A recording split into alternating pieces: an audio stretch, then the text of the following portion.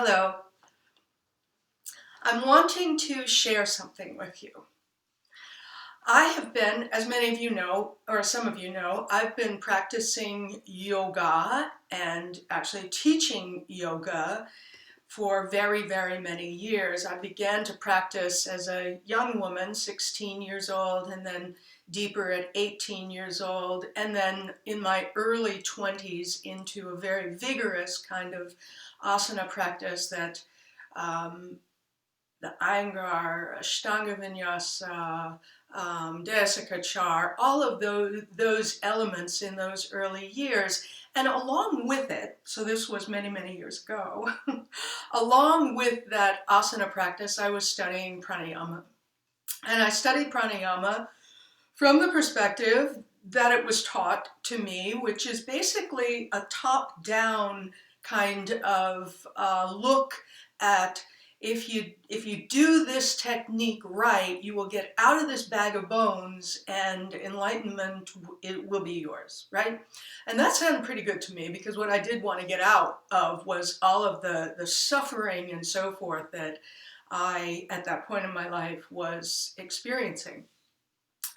So practice diligently, not just asana, but pranayama and meditation for many, many years. I'm 68 now. I've been practicing for 50 years. As I have moved along and met my primary teacher of these last 20 years, Bonnie Bainbridge Cohen, I've learned to, largely from Bonnie's teaching, I have learned to bring the elements of a full embodiment of the personal with all of the muck and the beauty and the wah and the feeling and the whole thing into my practice in a way that I found and have found, continue to find, more freeing than any of that kind of up and out that I was after as a young person, and that more classical yoga perpetuates. That kind of, you're going to get enlightened, it's going to be all right, because then you won't have to be in this suffering anymore. So in meeting Bonnie, what I found is this way that by inhabiting myself, all layers of self, all of the muck, and all of the radiance, embodying and inhabiting myself fully, was and continues to be the key to the end of suffering. Now, the end of suffering doesn't mean you're not sad, right? The end of suffering doesn't mean you don't get hooked in every now and then by something that is so painful yet, but to allow it and to allow it to spread and be processed and even released. So what I have found, and I would like so much to share with you, is the techniques that I learned, the traditional techniques of pranayama, can be so enhanced for those of us who are actually living in a body, everyone, living in a body, so that we can understand and experience directly that, oh, this is all awake, alive, and self-aware. That's what's happening here. It's not about getting out. It's about getting in, right? So this program that I've developed for mindful yoga therapy is available now online. It's a self-paced study program. And what's unique about it is that what we bring in, are the fundamentals of breathing that precede the techniques of the traditional pranayama practices. So we begin with simple breathing, doing nothing. We go to cellular respiration, where we actually genuinely begin to feel the breath in the cells, awake, alive, right?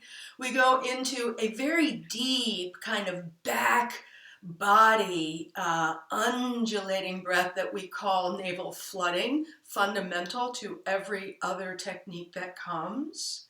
From there, we bring in the 3-part breathing technique that is very familiar to all of you. From there, we wrap that into an oceanic movement of fluid with the breath in the torso. That is literally a whole length of torso breath.